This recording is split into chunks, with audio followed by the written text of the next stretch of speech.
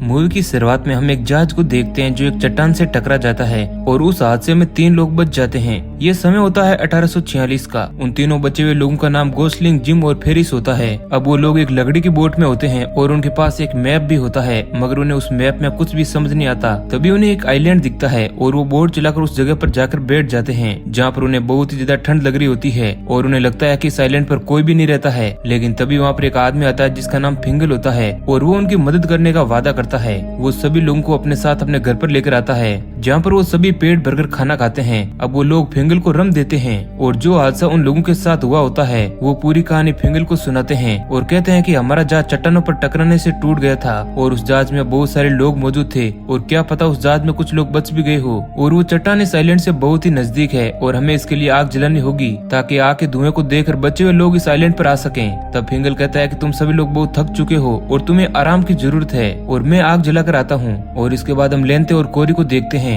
वो लोग ये बात कर रहे होते हैं कि जो 3 सर्वाइवर बच गए हैं वो यहाँ पर है जो हमारी शायद मदद कर सकें। अब इसके बाद हम गोसलिंग को देखते हैं जो एक किताब पढ़ रहा होता है और उसे पता चलता है कि 1841 में भी एक जहाज यहाँ पर टकरा कर आया था। और जब गोसलिंग किताब पढ़ रहा होता है तो फिंगल वहाँ पर आ जाता है और उन सभी को अपने साथ शहर पर लेकर जाता है और उनसे कहता है कि अब इस आइलैंड पर ज्यादा लोग नहीं रहते हैं। तभी वहाँ पर कोरी आ जाती है और वो जिम को गले लगाती है। अब ये देख फिंगल को कोरी पर बहुत ही गुस्सा आता है और वो कोरी का बाप होता है जो अब उसे घर जाने के लिए कहता है। कोरी उन सभी से कहती है कि तुम लोग यहाँ से चले जाओ और कोरी जाते जाते फिंगल को धमकी देती है, लेकिन फिंगल उन सभी से कहता है कि ये पागल है। और इसके बाद वो डगलस के घर जाते हैं और फिंगस डगलस से कहता है कि ये सभी लोग इस आइलैंड पर फंस गए हैं, इसलिए तुम इन सभी को यहाँ पर रहने दो। तब डगलस उन सभी को अपने साथ रखने के लिए इनकार कर देता है क्योंकि उसकी बेटी लेंथ की तबीयत सही नहीं होती है। अब इसके बाद वो सभी लोग डगलस को रम देते हैं, जिसके बाद डगलस उन सभी को रहने के लिए जगह दे देता है। और अब डगलस अपनी बेटी को सभी लोगों के लिए बेड तैयार करने के लिए कहता है। और जब रात के समय सभी लोग डिनर कर रहे होते हैं तो लेंथ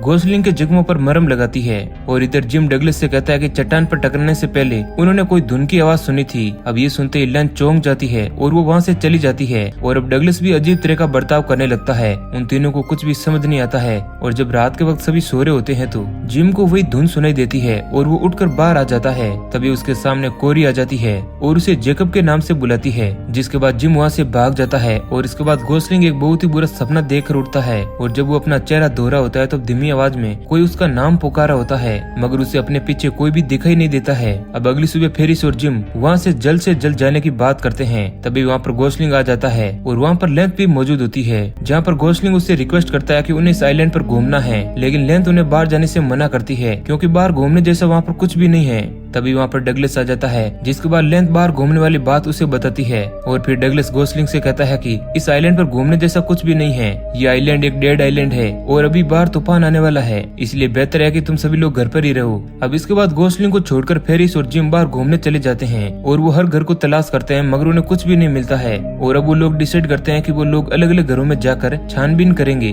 अब इसके बाद गोसलिंग को एक बॉक्स में जेकब नामी आदमी की फोटो और उसका कुछ सामान दिखता है। अब इधर जिम किसी घर को चेक कर रहा होता है। तभी वहाँ पर फिंगल आ जाता है। जिम फिंगल से पूछता है कि ये सब घर खाली क्यों हैं? तब फिंगल कहता है कि ये लॉन्ग स्टोरी है और वो कहता है कि रात को बाहर रुकना बहुत ही डेंजरस है और वो उसका गुम हुआ लाइटर उसे देता है। इधर हम फेरिस को देखते हैं जो इधर उधर भटक रहा होता है और कोई उसका नाम ले रहा होता है। इसके बाद जिम डगलस के घर पर आ जाता है और उसे पता चलता है कि फेरिस अभी तक घर पर नहीं आया है, इसलिए वो उसे ढूंढने का फैसला करते हैं, मगर डगलस उन्हें बाहर जाने से मना करता है और कहता है कि बाहर बहुत ही खतरा है और फेरिस बिल्कुल ठीक है, वो कल तक वापस आ जाएगा। अब किसी रीजन की वजह से लेंथ को फेरिस की आवाज आ रही थी, लेकिन बाकी लोगों को वो आवाज सुनाई नहीं दे रही होती है। और जब लेंथ अपने कमरे की विंडो के पास होती है तो उसे कोई कंट्रोल कर लेता है और वो किसी के वंश में होती है। तभी डगलस लेंथ को विंडो से दूर रहने का कहता है और उसे उठाकर वहाँ से ले जाता है। तभी वहाँ पर गोसलिंग आ जाता है और वो लेंथ और डगलस को देख लेता है, मगर डगलस गोसलिंग को नहीं देख पाता है। इधर जिम और गोसलिंग मैप में देख रहे होते हैं कि फेरिस किस जगह पर से गायब हुआ होगा। और जब रात को जिम सोने जा रहा होता है तो उसके विंडो पर फेरिस दिखता है। इसके बाद वो उसे बाहर देखने जाता है तो फेरिस बाहर नहीं होता है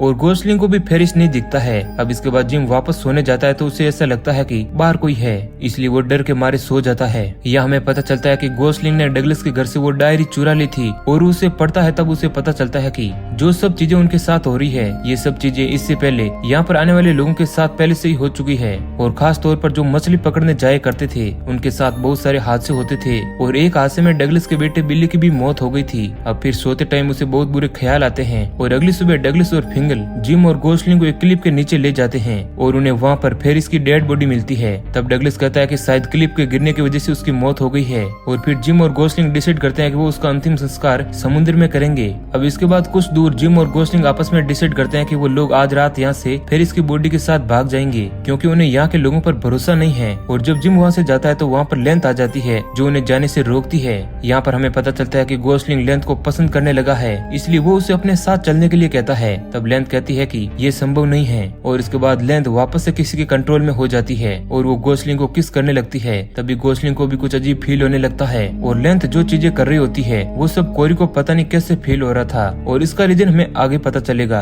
अब इसके बाद रात के वक्त जिम और गोसलिंग फिंगल के घर के पास होते हैं और उनके साथ फेरिस की डेड बॉडी होती है। वो लोग फिंगल की बोट चुराने में कामयाब हो जाते हैं और उस आइलैंड से निकल जाते हैं जहाँ पर वो फेरिस की बॉडी को समुद्र के अंदर फेंक देते हैं। लेकिन तभी वहाँ पर बहुत सारा स्मोक आ जाता है और उन्हें वहाँ पर बहुत सारे चट्टान से टकरा कर मरे हुए लोगों की आवाज आने लगती है और उन्हें सच में ऐसा लगता है कि कोई उन्हें बुला रहा है। तभी वहाँ पर फिंगल आ जाता है और उन्हें वापस से आइलैंड पर आने के लिए कहता है और जब वो सभी लोग घर में होते हैं तो फिंगल उन्हें बताता है कि जो हादसे की आवाज तुम्हें समुद्र में सुनाई दे रही थी वो हादसा 5 साल पहले हुआ था और उस हादसे की चीखें मुझे आज भी सुनाई देती है और उन्हें एक डूबी हुई लड़की मिली थी। अब इसके बाद रात में लेंथ जब घर आती है तो डगलस समझ जाता है कि लेंथ कोरी से मिलकर आई है। अब इसके बाद डगलस कोरी के पास जाता है और उसे लेंथ से दूर रहने के लिए कहता है। तभी कोरी की चीखने की आवाज फिंगल और गोसलिंग को भी आ जाती है और फिंगल भी डगलस के पास आ जाता है। डगलस फिंगल से कहता है कि हमें इन दोनों लड़कियों को एक दूसरे से दूर रखना होगा और फिर गोसलिंग जिम को उस डायरी के बारे में बताता है और कहता है कि जो भी जहाज यहाँ से गुजरे हैं वो सभी सेम डेट पर यहाँ से गुजरते थे और सभी का वक्त भी सेम होता था और उसमें मौजूद जो भी लोग थे वो सभी मारे गए हैं। अब अगली सुबह जंगल में गोसलिंग छानबीन कर रहा होता है तब उसे जेकब की डायरी मिलती है और वो उसे पढ़ ही रहा होता है। तभी उसे एक लेडी की आवाज आती है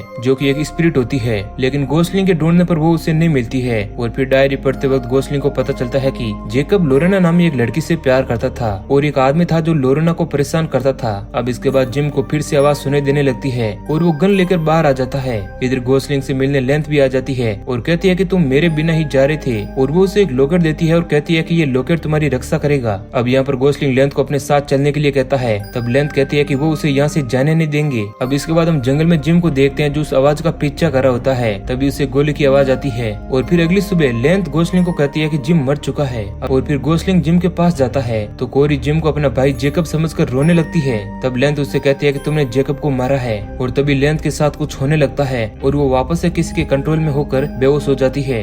इधर गोसलिंग अपना सारा सामान लेकर वहाँ से जाने लगता है। तब फिंगल और डगलस उसे जाने से रोकते हैं और उससे कहते हैं कि हम तुम्हें पूरी कहानी बता देंगे और वो ये बताते हैं कि 5 साल पहले इस आइलैंड पर एक डांस प्रोग्राम हुआ था जिसमें जेकब और आइलैंड के सभी यंग लोगों ने पार्टिसिपेट किया था और लोरेना और जेकब एक दूसरे को पसंद करते थे, मगर उन दोनों ने ये बात किसी को भी नहीं बताई थी। और बिली जो था वो भी लोरेना को पसंद करता था। बिली फिंगल का बेटा था और जब लोरेना घर जा रही होती है तो बिली जेकब से कहता है कि लोरेना उसे पसंद करती है। इधर हम देखते हैं कि लोरेना जब रास्ते से गुजर रही होती है तो बिल्ली लोरेना को पकड़ लेता है और उसके साथ कुछ गलत करने ही वाला होता है। तभी वहाँ पर जेकब आ जाता है और उसे ऐसा लगता है कि वो सच में एक दूसरे को पसंद करते हैं। इधर हम देखते हैं कि बिली ने लोरेना का मुंह बहुत ही जोर से दबाया था जिस कारण उसकी मौत हो जाती है। अब अगले दिन फिंगल और डगलस लोरेना की बॉडी को देखते हैं और वो समझ जाते हैं कि ये काम बिल्ली ने किया है या फिर जेकब ने किया है, जिसके बाद वो दोनों अपने बच्चों को बचाने के लिए लोरेना की बॉडी को दफन कर देते हैं और ये बात किसी को भी पता नहीं चलती है। और यही कारण है कि लोरेना लेंथ और कोरी को अपने वंश में कर लेती है और जो कोई भी इस आइलैंड को छोड़कर जाना चाहता है वे उन्हें जान से मार देती है। और लोरेना ने अपनी सिस्टर के हाथों ही जेकब को मरवाया था। अब इसके बाद डगलस और फिंगल गोसलिंग को इस आइलैंड से निकालने का फैसला करते हैं। गोसलिंग लेंथ से लिया हुआ लॉकेट डगलस को उसे रिटर्न करने के लिए कहता है और फिर जब वो सभी समुद्र के किनारे होते हैं तो डगलस गोसलिंग को ईयरबड्स देता है ताकि वो लोरेना की आवाज की धुन से बच सके और अगर उसने लोरेना की आवाज की धुन को सुन लिया तो वो पावरलेस हो जाएगा, यानी कि वो मर जाएगा। इधर हम लेंथ को देखते हैं जो वापस से कंट्रोल में हो जाती है। इधर लोरेना की स्पिरिट लेंथ और कोरी को अपने कंट्रोल में कर लेती है और जब गोसलिंग बोर्ड पर होता है तो उसे वही धुन सुनाई देती है जिस कारण वो अपना कंट्रोल खो बैठता है। अब पहले तो वो ईयरबड्स को पानी में फेंकता है और बाद में खुद पानी में डूबने लगता है। तभी अचानक से लोरेना का ध्यान उन पर से हटता है। तब कोरी और लेंथ गोसलिंग को बचाने के लिए क्लिप से कूद जाती है और खुद की जान दे देती है जिस कारण लोरेना की स्पिरिट भी मर जाती है। अब इसके बाद गोसलिंग वापस से बोट में आ जाता है और वो देखता है कि लेंथ का दिया हुआ लॉकेट अभी भी उसके गले में है और वो सही सलामत बच चुका है। और इसी सीन के साथ ये मूवी एंड हो जाती है। तो दोस्तों ये कहानी अगर आपको पसंद आई है तो वीडियो को लाइक जरूर करें। ऐसे ही और इंटरेस्टिंग वीडियो पाने के लिए हमारे चैनल को सब्सक्राइब करें। धन्यवाद।